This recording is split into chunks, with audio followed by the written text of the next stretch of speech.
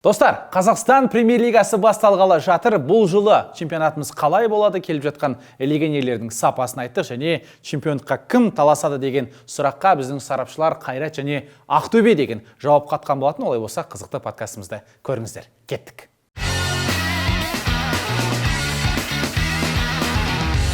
Пенальтиді кері қайтара алмады деп сынау негізі дұрыс емес. Азми келіп Астанаға өмір сүріп жүрген кезде, жаттығу жасап жүргеніңізде бір түнде кетіп қалған ғой. Қалтасында көк тиыны қалмаған соң, бұған хоп деп біздің қазақстандық агенттер шағалады дер кезінде. Қайрат, мен Еуропа лигасына өтіп қалуы мүмкін деп отырмын. Енді ротация деген масқара тобылды. Иә. Кімді шығарам десе де өзі біледі бапкер. Қаншалықты Нани ойыншы болып келді деген сұрақ. Костов меніңше Ақтөбені чемпион қылатын маман емес. Сәлем достар, сіздермен Алим Лайф және оның жүргізушісі Әлімжан Тасболатұлы. Бүгінгі студиямыздың қонақтары Сетанта Қазақстан каналының жүргізушісі, комментаторы Есет Төлеш және де Спорт Плюс, КФФ Лиг Есет те сол жақ жұмыс жасайды. Бекасыл Сейітхан, жігіттер қош келдіңдер. Рахмет.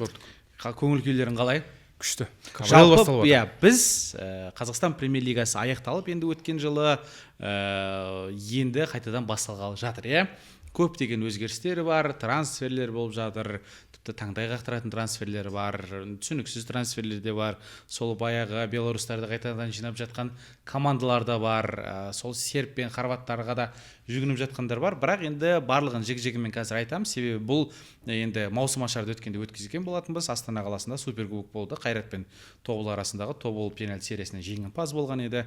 Маусымымыз енді ресми түрде ашылды, бірақ Қазақстан премьер-лигасының қарсаңында бізде бір маусым ашар осындай превью подкаст түсіруді жөн көріп отырмыз.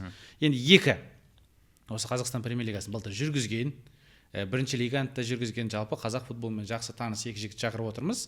Себебі мынау төменнен көтерілген Каспий, Алтай сынды клубтарды да жақсылап айтып беретін енді өздеріңіздер бірге жұмыс жасадық дегендей.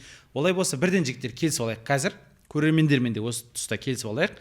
Біз клубтарды қай ретпен айтатымызды.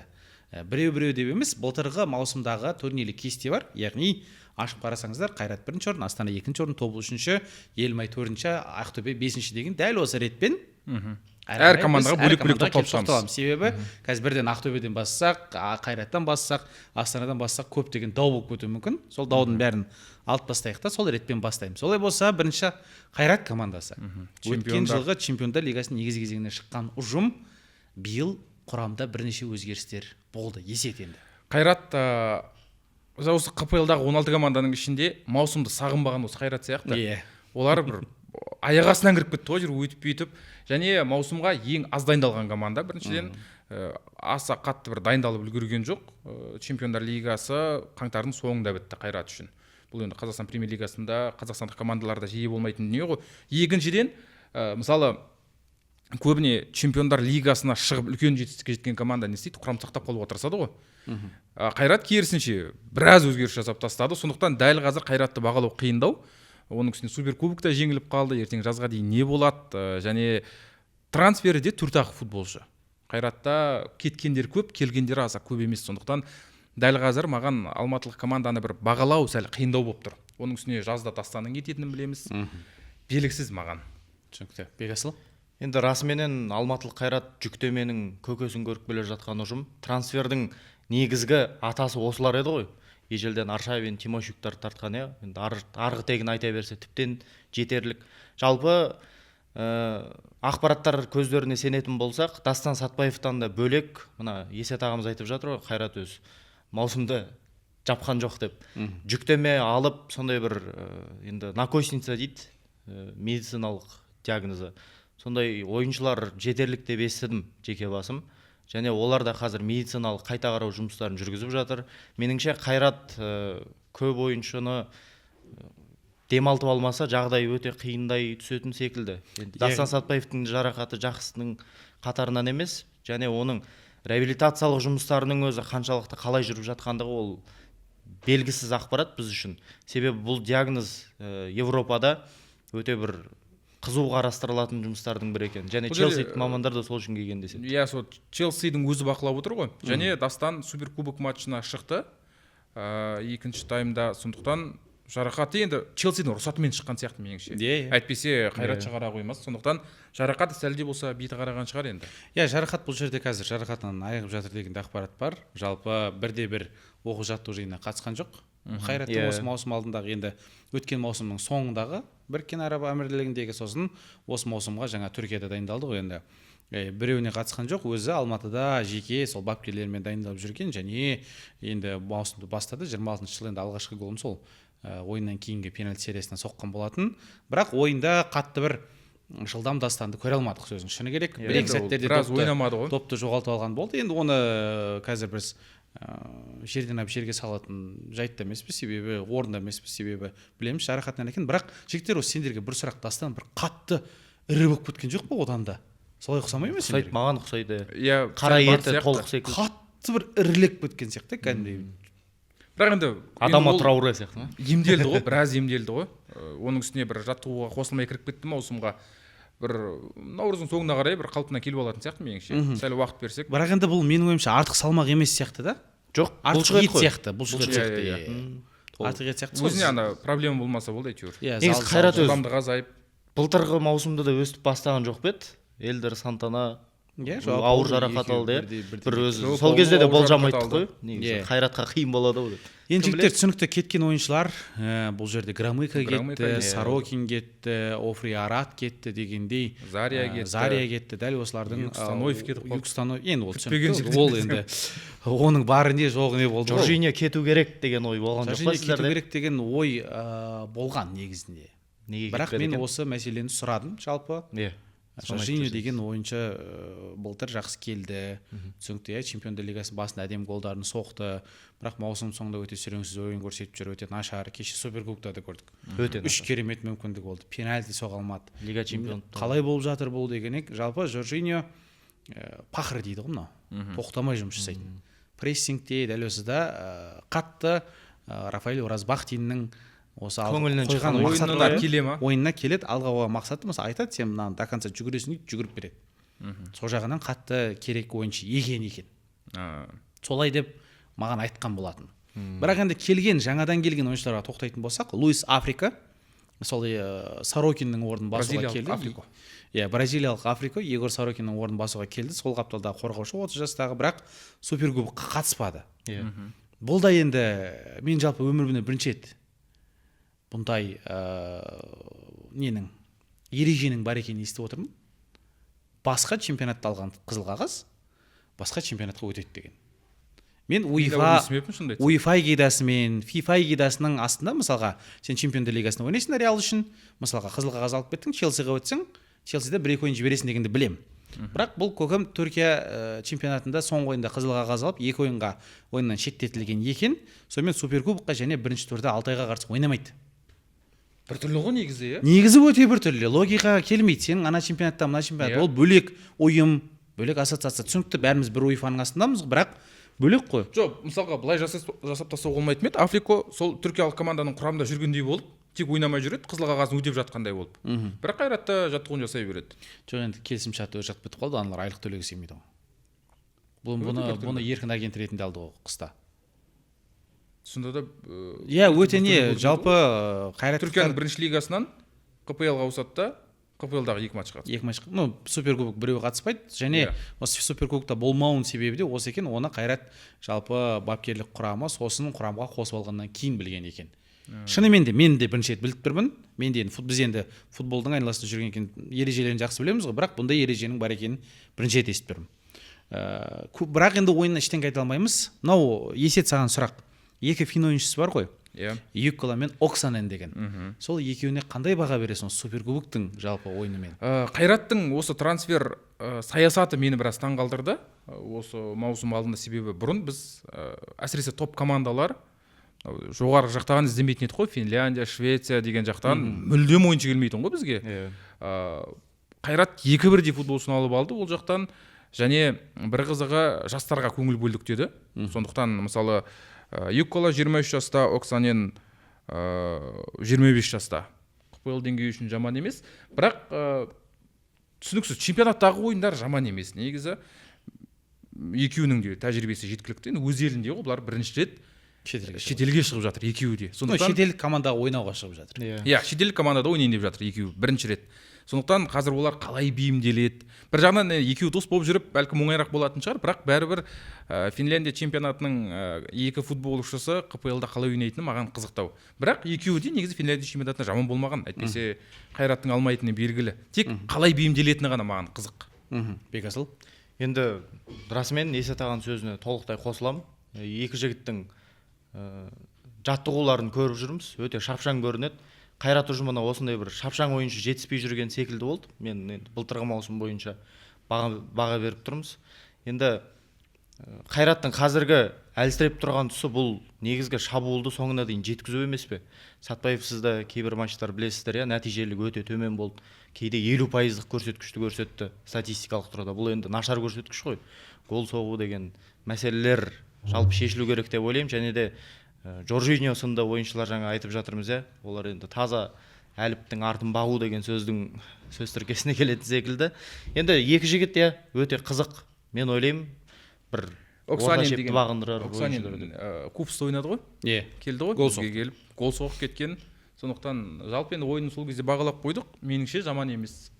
Жалпы мынау Офри Араттың нағыз осы соның позициясына ғой, Офри Араттың позициясында, және біздің қазақстандық Әділет Садыбеков, Олжас Байбек, Дамир Қасаболаттармен дәл осы ортадағы екі орынға Денглайзер бар, барлығы таласатын жігіттер. Яғни нағыз бәсекелестік қайнап тұрған және ең маңызды бір позициялардың біріне осы жігіттер ойнайды. Енді шабуылда түсінікті Эдмилсон бар, Дастан Сәтбаев бар, Жоржиньо бар, және Рикардиньо және Азамат Тұяқбаевты биыл қосып алды. Азамат Тұяқбаев 87-ші нөмірден 17-ге өзгеріп, жалпы негізгі құрамның ойыншысына айналғанды айтқымыз келіп тұр. Ресми осы Рикардиньо туралы. Маған Сәтбаевтың қай жақта ойнайтыны қызық. Немесе екі легионердің бірі қосалқы құрамда отырады.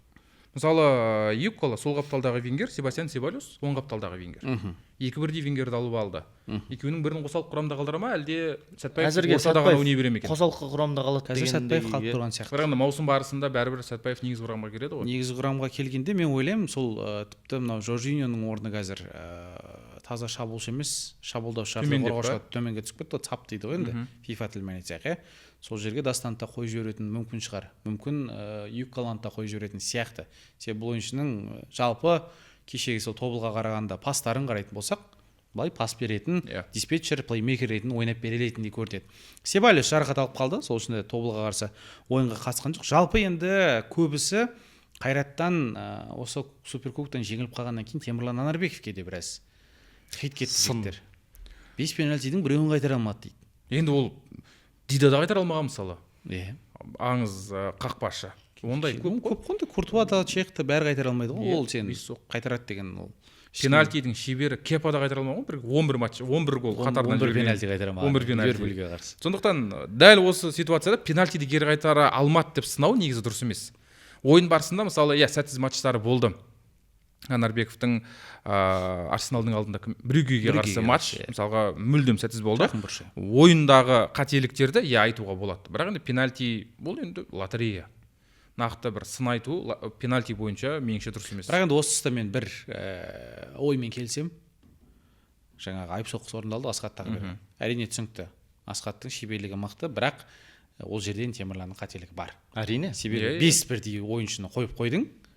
Ол ойындағы голдан сен және өз бұрышын жаппадың деген, енді ол ойындағы голдан сын айтуға болады. Пенальти сериясынан емес бірақ. Бекасыл, жалпы осы Қайраттың трансферлерін жасалынған өткен жылға қарағанда құрам қатты бір нашарлаған сияқты ма, әлде сол бір деңгейде қалды деп ойлайсың ба? Себебі шынымызды айтсақ, ойыншылар былай қағаз жүзінде, былай нарезкілерде, хайлайтстарда жаман емес сияқты. Себалюстың да Юкколада жылдан бір ойыншылар сияқты, бірақ іс жүзінде қалай болады? Хайлайттардан бір нашар футболшы көрмедім негізі. Жарнама деген жақсы ғой жалпы. Кез келгеннің көрсе қызар тұсы болады. Енді бұл жерде мені ең басты алаңдататын нәрсе бұл ойыншылардың академия түлектерінің денсаулықтары. Жалпы демалыс бұл жігіттерді білесіздер, қанша бір аптаға созылды ма? Бітті, одан кейін күрделі жаттығу жұмыстары басталды. Бұл енді кәсіби тілде айтқанда жеткіліксіз демалыс түрі, және қазірде бапкерлердің сөздеріне сүйенетін болсақ, енді медицина факультетінде оқып жатқан жайымыз бар ғой. Мына жүктеме деген нәрсе ол тек демалыспен кетеді, бітті. Ол жаттығумен кетпейді, ол реабилитациялық жұмыспен кетпейді, ол тек тынығумен кететін мәселе. Ал құрам жағын жасақтап айтатын болсақ, жаңа келген 2-1 ойыншы, олар Офри Араттың орнын жабу керек. Офри Арат бізде ол қандай ойыншы болды? Шабуылға атсалысатын, гол соғар, сондай бір ойында белгілі бір межесіне жеткізетін ойыншының қатарынан табылатын. Сатпаев, мен ойлаймын, Сатпаевты әзірге Боранбаев болсын, Челсидің өкілдері болсын, олар әзірге Сатпаевты ойнатпайды. Боранбаевтың ой анық, Челси өзіндік оқу жаттығу жиынына алып, бұл жігітті сынағысы келіп отыр. Қатты айтқанда әзірге қосал құрамда болады. Енді Қайраттың қазіргі жағдайы өте қиын деп бағалаймын мен жеке өзім. Неге? Себебі? Ойыншы, тапшылық. Позициялар бір-бірін жаппайды. Келген ауызбіршілік, ойыншылардың әлі бір-бірімен түсінісіп үлгерген жоқ. Түсінісуі өте қиын деп ойлаймын. Өте қиын. Және өткен жылға қарағанда нашарлау деп мен бағалаймын Қайраттың қазіргі трансфер. Себебі Қайраттан біз көп нәрсе күтетін халықпыз ғой, негізі. Топ клуб қой енді. Енді қатарынан 2 рет Қазақстан Премьер-лигасының чемпионы. Өте қиын негізгі кезеңнен шықты. Жарайды, осы жерден бірден сұрағанда, оған әлі өте ерте. Жалпы Қайрат осы Еврокубоктың әйтеуір біреуінің негізгі кезеңінен шығады деп ойлайсың ба? Бекасыл, саған ғана сұрақ. Негізгі кезеңде ма? Әйтеуір біреуінің. Бұл енді лигасы, Еуропа лигасы, конференция лигасы. Қазірден бастап. Жауап секілді. 50-50 түсінікті ғой, шықпайды ғой ол. Енді бірақ сен мен айтайын, Қайрат шықпай қалса масқара болады. Масқара болады. Конференция лигасы жоқ дегенде Қазақстанның чемпионы кем дегенде конференция лигасында ойнауы керек. және ол тек қана Қайратқа қатысты емес. Иә. Кез келген клуб Қайсарға деп. Кем дегенде конференция чемпион болып лигасында жатсаң, онда кем дегенде сен задача минимум бол. Себебі жыл сайын сен өсу керексің, ақша табу керексің, коэффициенттер әкеп беру керексің, жаңағы Қазақстан Спонсорлардың алдында жауапкершілік бар. Олар да талап етеді. Эйр Астана мысалы тегін жүріп отқан жоқ қой. Бұл жерде Қайратқа да көп бірақ менің жағдайымда Қайрат мен Еуропа лигасына өтіп қалуы мүмкін деп отырмын. Чемпиондар лигасы дәл қазіргі құраммен маған белгісіз. Себебі рейтингте қатты көтерілген жоқ ол. Чемпиондар лигасы екінші іріктеу кезеңінде еленген болады. Екіншісінде уже еленбеген болады. Сондықтан қиындау. Бірақ Еуропа лигасында меніңше чемпион жолымен жүретін болғаннан кейін жалпы кезеңге шығуға мүмкіндігі бар деймін. Түсінікті. Қайратты енді әзірге біраз айттық. Кім чемпион болатынын, кім қалай болатынын подкасттың соңына қарай айтамыз. Енді келесі футбол клубымызға өтейік. Ол өткен жылы 2-ші орын, яғни күміс жүлдегер. Дәл осы соңғы ойында Алматының орталық стадионында алтынды уысынан соңғы секундтарда Марин Томастың соққысы сәл төмен шыққан кезде мүмкін Астана чемпион деп отыратын. Қазір Астана футбол клубына өтейік. 2-ші орынға өте қиын жағдай жігіттер қазір. Иә. Есет. Мүлдем түсініксіз. Астана Дубайға кетті, жаттығу жасап жатыр ол жақта, бірақ құрамға қарайсың, келіп жатқан ешкім жоқ, кетіп жатыр шетінен. Және өткен маусым аяқталғаннан кейін айтты ғой, Астанада жалпы жастармен ойнауы мүмкін, дубльмен ойнауы мүмкін деген ақпараттар шықты. Бірақ енді Марин Томас сияқтылар қалды. Құрамға қарасаң, соңғы бірнеше маусымдағы ең әлсіз Астана сияқты көрінеді маған. Біраз кетіп қалды. Жалпы Астана құрылған кездегі деп айтсақ та. Себебі құрылған кездің өзінде де мынау Қазақстандағы ең үздік ойыншыларды өз қатарына қосқан еді ғой. Иә. Одан Астана Тихонов пен Титов келген еді, Локомотив болып жүрген Тихоновтар деген сұмдық ойнады ғой ол кезде. Титовин, Тихоновты білмеймін. Жоқ, Тихонов жақсы ойнады. Ортада керемет үздік сұрмергендердің бірі болған. Қазір қарайсың құрамда мынау Гребши дегендер маусымда жиында бастады ғой Астанамен бірге. Соған үміт болған еді, оны сатып жіберді. Пайда көрді. 2 миллион евродай пайда көрген. Егер жалпы бәрін алғанда. Трансфермаркет болжамы нұсқасы бойынша. Ал бірақ құрамға қарайсың, Әлібек Қасымдар ойнап жүр, әлі келісімшарт жасалған жоқ. Демек, ақша үнемдеп жатқан сияқты меніңше, барынша маусымға тақаған кезде Әлібекпен де және тағы кім деді, қазақстандық тағы бір ойыншыны алды ғой. Қаралымда өтіп жатыр. Қараман алды. Дінмұхаммед Қараманды алды. Бауыржан Исламханды созды. Шамко да қалады деп жатыр. Өткен маусымнан кейін. Бірақ ешқайсымен келісімшарт қосылған жоқ. Қасыммен де, Қараманмен де. Соған қарағанда олар маусымның алдында созады. Әйтпесе екеуі де кетіп қалар еді. Жаңа команда іздеу керек деген сияқты. Оларға уәде берген шығар шамасы. Маусымның алдында ұзартамыз. Бізге қазір ақша үнемдеу керек деп. Бірақ екеуі қосылғанның өзінде Астана күшеймейді ғой бәрібір. Әлібек Қасымды алды, жарайды. Орталық қорғанса бір ойыншы.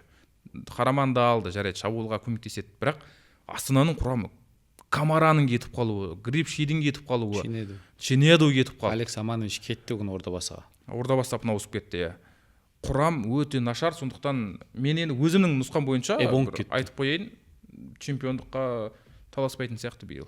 Бекасыл. енді жаңа айтып жатырмыз ғой, екінші дублімен алаңға шығу мүмкін деп. Есіңізде ғой былтыр қалай ойнағаны, екінші лиганың чемпиондары.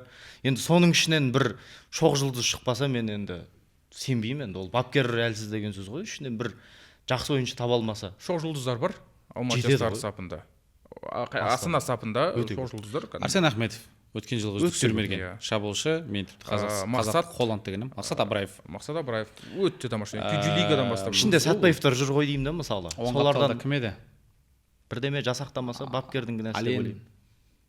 Ален бірдеңке деген бар еді. Ален Айманов. Жоқ, ол үлкен ғой. Жоқ, Ален, иә. Ален деген бар, оң Бар, қапталда бар, бар. Сосын жігіттер не жақсы бар, Төкенов бар, капитандар. Жалпы енді мынандай ой болды да менде, осы Астанадан көп ойыншылар кетіп жатты түсінікті. Камарамен Чинеде бірден кетіп қалды, иә. Эбонг кететін түсінікті болды. Бірақ қарайсын, Башич бар, Калайца бар, жаңағы Бартолец бар, Марин Томасов Аманович бар, Томасов бар, Грипши бар. Шабуылда Кәрімов, енді мына жақтан кім ойнап беріп жатса, Ахметов шығып әйтеуір негізі былай қарап тұрсаң Астананың сапы жаман емес. Жаман емес қой. Бір төртке таласып қалады-ау деген ой болған еді. Сол оймен, дәл сол оймен Дубайдағы жаттығудан кейін Назми Грипши бүкіл заттарын, бүкіл киімдерін Астанаға жіберген. Яғни Назмидің кететін туралы ешқандай ақпарат болмаған. Назми келіп Астанаға өмір сүріп жүрген кезде, жаттығу жасап жүргенде бір түнде кетіп қалған ғой. Бұл таза ақпарат, сендерге айтайын. Назмидің өзі шок, ойыншылар көбісінен бейден Арсенал ойыншылармен араласатыны бар. Айтады, Инстаграмнан білдік дейді кетіп қалған. Назми даже түнде кетіп қалған. Рубинге келгеннен кейін басшылық бірден сатуды жөн көрген. Бірақ менің ойымша Назмидің кеткені дәл осы қазір үлкен бір соққы. Әрине. Себебі өте әмбебап ойыншы еді. Бірақ бір қарайсында Нұрали Жақсылыққа бұл мүмкіндік бар дейсің.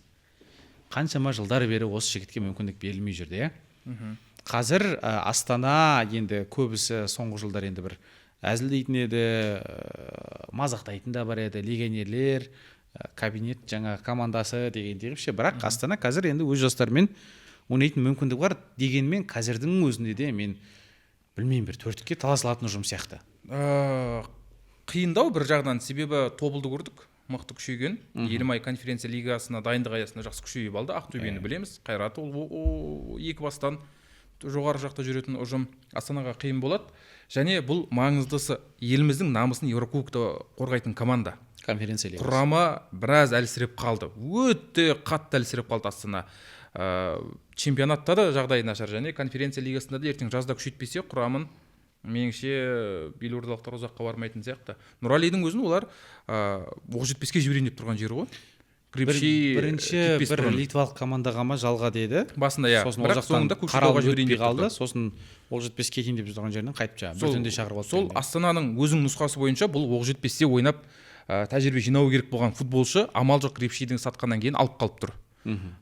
Демек, әзірше ол бапкерлік штабта түсінген шығар, Астананың негізгі құрамына бір сұрмерген болып алға сүйрейтін шабуылшы емес екенін байқады меніңше. Және тағы да бір ой болған, осындай Астанада енді Эльхан Астанов ойнау керек қой деген. Бірақ Эльхан да кетіп қалды. Қайтадан орда басқа оралды, былай қарап тұрсақ.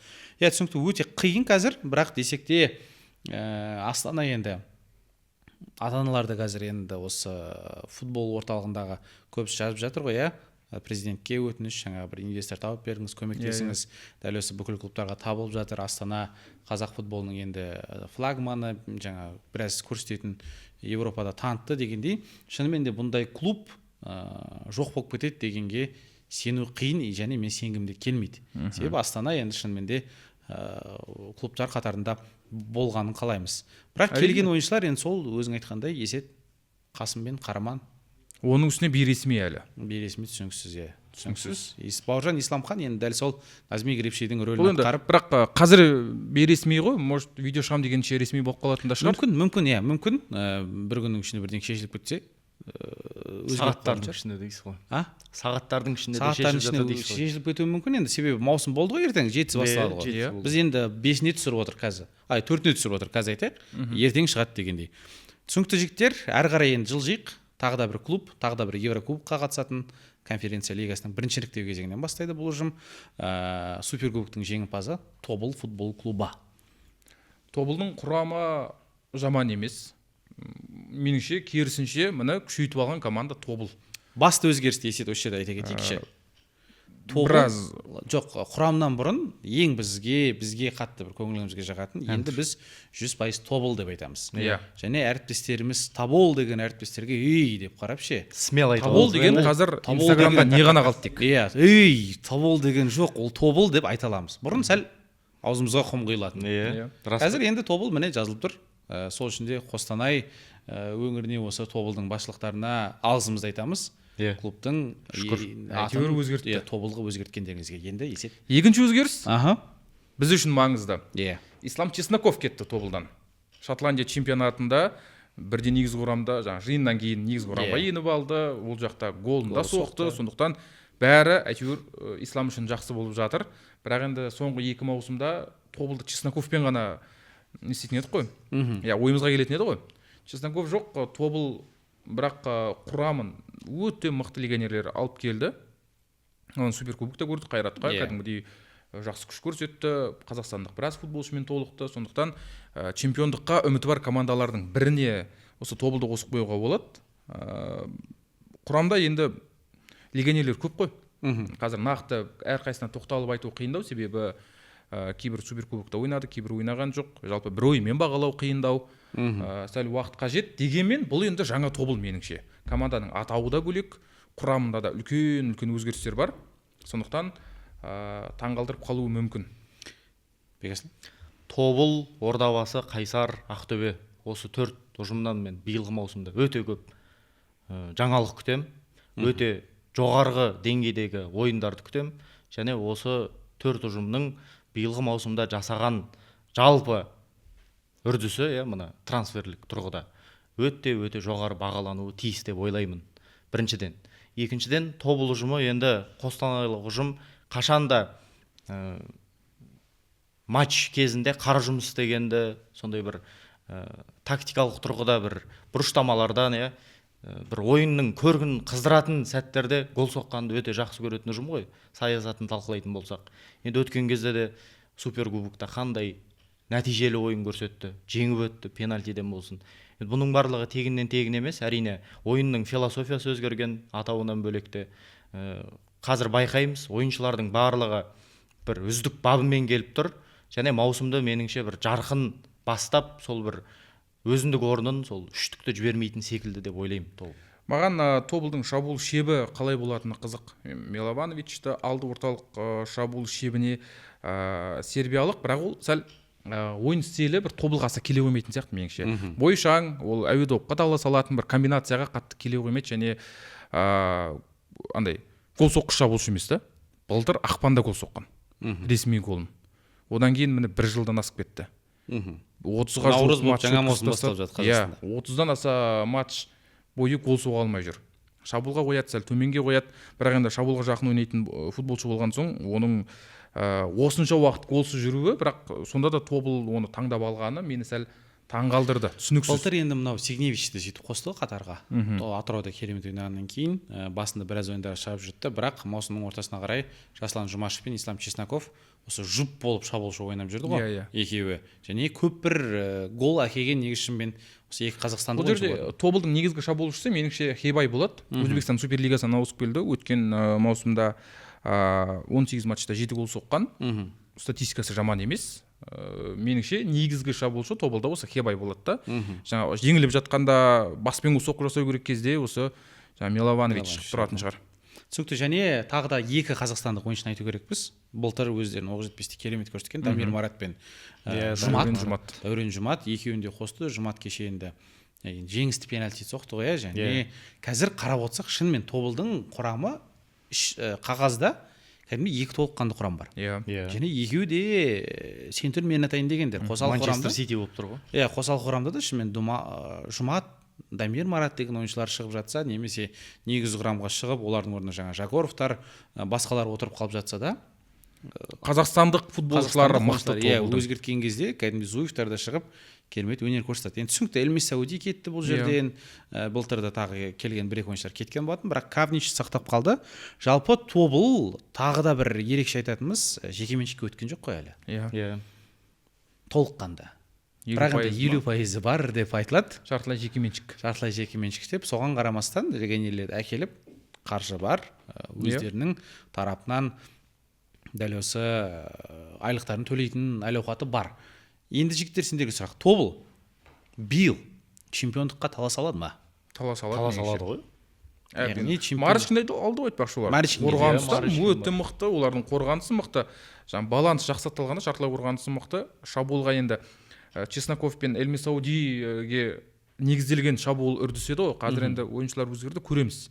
Бірақ жұматтар келді, сондықтан легионерлері де жаман емес, қазақстандық ойыншылар да жаман емес, сондықтан Тобылға біраз үміт бар. Қазақстандық ойыншылар таза бір қарап отырсақ, Марочкин тағы берген да, мысалға. Бұрыннан келіп Ардагер жатқан ойыншылар. ардагер, кәдімгідей тәжірибе деген вагон-вагонмен жатыр.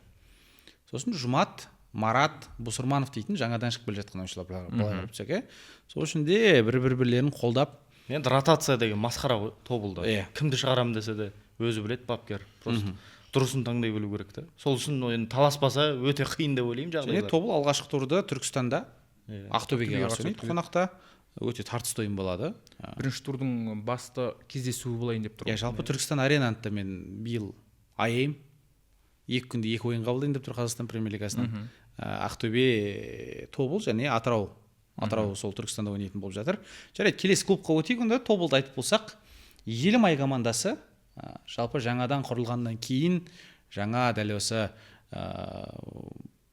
жаңа вектор развития дейді ғой енді. Даму жолына түскеннен кейін бірінші рет Еврокубоктерге шығып тұр. Және былай қарап тұрсақ, барлығы бір жақсылап алдын ала жасалынған бір жоспар болады ғой. Мысалға, бір адам президент болып бір орынға отырады, айтады, мен 5 жылда мынаны істеймін дейді. Стратегиясы бар команда ғой. Иә, бірінші жылы мынаны істеймін, екінші жылы мынаны істеймін дейді. И тура сол стратегиямен келе жатыр. Қазір Елімайда көптеген бұған дейін сұрақтар болған еді. Жаңа құжат түрінде Елімай командасы Еврокубокқа қатыса ала ма? Себебі 3 жыл болған жоқ бұның ашылғанына, әлде бұрынғы Елімайға бір қандай да қатысы бар ма екен деген әңгімелер болды ше. Болды ашылғанда. 4 жылдың 4-ші жылы шығып отыр. Бұлар стратегиясы неден басталды? Бұлар бірінші лигадан басталғаннан болып тұр ғой. Иә. Құрылды, сол кезде түсінікті болды. Елімай кәдімгі премьер-лиганы мақсат қойған, мықты ұжым екені сол кезде. Хат жолданды, екінші лигадан аттап бірінші лигаға түсті. Оны біраз әділетсіздік еді. Мен де бір әділетсіздік деп бағалаймын бұны. Бірінші лигаға тығып жіберуге. Себебі құжат бойынша жаңа команда ғой бұл. Иә. Спорттық принципке келмейді. Иә. Бірақ енді шықты. Жеңіліссіз чемпион болды. Және премьер-лигаға келгенде бұл бір жаңа команда емес сияқты да. Премьер-лигада мықты келді ғой. Карпович алып алдық, Ақтөбеден құрамды күшейтіп алдық, қазақстандықтарды жинады. Және содан бері жоғарғы жақта жүр. Және өткен маусымда лайықты түрде 4-ші орын алды. Биыл енді чемпиондыққа таласа қоймас деп ойлаймын, әзірше ертелеу сияқты меніңше. Бірақ конференция лигасында ойнайды алғаш рет. Кезінде Азияда ойнаған ғой, Азияның чемпиондар лигасында. Қазір конференция лигасында қалай ойнарын көре жатамыз. Бірақ меніңше тәжірибелі футболшылары бар, құрам жасақтап алды ғой. Карпович сол премьер-лигаға шыққаннан бері бас бапкер болып жүр, өзінің философиясын, не көргісі келеді алаңнан, кімді көргісі келеді, бәрін біліп алған. Елімай кәдімгі әдемі бір жүйе болып қалыптасып қалды. Сондықтан биыл да сол топ 4-тің қатарына таласатын ұжым болатын сияқты. Және конференция лигасына кәдімгідей күшейіп алды Елімай. Қазір қарап отырсаңыздар, келген ойыншылар туралы айта кетсең есеп. 7 жаңа ойыншы келді. Оның ішінде бразилиялық Игор Габриэль, орталық қорғаушы Иван Миладиновичті Тобылдан алып келді. Тобылда жақсы ойнаған орталық қорғаушы Эдисон Ндрека, албаниялық футболшы, қорғаныс шебінде ойнайды. Дубан Паласио, колумбиялық, Рвой Ильич, Хорватия. Мен шын бәтен Тобылда ойнайтын жаңағы Миладиновичтен басқасын бәрін танымаймын. Ертең көреміз оны, қалай ойнайтынын. Маусым бар. Тек статистикасына қарасаң, ойбай, жақсы екен деп қаласың, болды. Айбар Жақсылықовты алды. Қайсардың өткен маусымдағы үздік сұрмергені дегім келеді. Менің ойымша енді Айбардың жеке басына ешқандай нем жоқ, бірақ Елімай сынды клубтың амбициясына келе қоятын ойыншы деп айта алмаймын. Ол енді қосал құрамда болады, енді ойнап кететін сияқты мен ойымша бола қоймас. Арсен Әшірбекті де айта кетуіміз керек. Арсен Әшірбек от жақсы. Әшірбек Оқжетпесте өте сұмдық ойнады. Оң жақ қапталда үздіктердің бірі болған. Сондықтан Елімай да соны әйтеуір бақылап отырған қуантады. Қазақстандық футболшылардың бір өсіп келе жатқанын, дамып келе жатқанын тауып, командаға қосып ала қойды. Оқжетпес жайында қазір айтармыз, Оқжетпес туралы көп әңгіме айту керек негізі. Сондықтан Елімай жаңа трансферлерін бағалай алмаймын. көреміз оны. Бекасыл, сенің ойың? Енді футбол, саясат екеуі бір нәрсе ғой. Абай облысы қайта жанданып, құрылып, сондай бір Берік Уәли мырза Семей Елімайының нағыз жанкүйер екенін жақсы білеміз. Және осы таяуда келіссөздер жүргізілді. Енді қазақ жаңа немесі келді ғой. Акционер келді. Акционер, Казминералс. Казминералс. Енді қыруар қаражат бөледі деген ақпараттарға көз жеткіздік. Және одан бөлек бір нәрсе тағы да бұл жерде өте үлкен рөл ойнайды. Бұл Семей ұжымының жаңадан ойыншылар қалыптастырып, Ғалымжан Кенжебектен айырылды. Қатты айтқанда енді Кенжебектің әрине өсуіне біз тілекшіміз, бірақ Семей үшін бұл да бір үлкен ойын жағынан қиындықтар тудырары сөзсіз минус қой ол. Қаптал деген нәрсе өз футболда, әсіресе Қазақстан премьер-лигасының ойыны бізде вингерлардан тұратын біз ұмытпауымыз керек. Бізде орта шепке пас асырылады, одан бойы ұзын шабуылшы гол соғады, бітті. Қазақстан футболының қазіргі тактикалық жоспары бір бағытта жүреді. Бірақ өткен маусымдағы Елімай ондай футболды ұстанбаған, себебі техникаға қатты көңіл бөлетін Кенжебек сондай болды. Және Рамазан Оразовты алып қалды ғой Елімай. Кәдімгідей бұрын жалда ойнаса, былтыр қазір ресми түрде ол Елімайдың футболшысы. Бұл да меніңше Еурокубок алдында Елімайдың құрамын күшейтетін фактор. Рамазан Оразовтың өзі. Ал Карпович негізі Елімайда бір комбинация жасай алатын командаға айналдырды ғой. Легионерлерді де сол өзінің ыңғайына орай алды деп ойлаймын. Түсінікті, жігіттер, мынандай сұрақ. Елімайдың жаңа енді тобылды, сендер бірден бір чемпионға таласатын команда деп отырсыңдар. Бірақ Есеттің айтқанына қарасам, Елімай қайтадан сол төрттікке таласады деген әңгіме болды. Жүлдегерлердің қатарында болуы мүмкін. Елімай сендер үшін бестік. Меніңше төрттік тағы да конференция лигасына жолдама алуға таласады. Яғни Елімай биыл чемпиондыққа таласып қалу мүмкіндігін меніңше ертелеу әлі. Жоққа шығарып, ертелеу деп отырсыңдар, иә? 4 турдан кейін белгілі бірақ амбициясы бар команда, олар 4 турдан кейін, неге 4 турдан кейін? таласып қалуы мүмкін болашақта. Сол кезде чемпионат бітеді. Ойыны қызық болып тұр ма, не болары? Кім негізгі құрам? Жоқ, КПЛ-да түсініксіз. Мысалы, жазға дейін соңғы орында тұрған Атыраудың өзі қалып қойды ғой премьер-лигада. Және бұған дейінгі практикаларға қарайтын болсақ, жазға шейін бірінші орында келген Тараз футбол клубы, бұрындары жазда бюджет жоқ болып кетеді, ойыншылар тырррр кетеді, төменге қарай түсіп кетеді деген. Сол үшін де көп, жазға дейін төрттікте тұрған оқ жетпес, ақыры 8-ші орынға алды ғой өткен маусымда.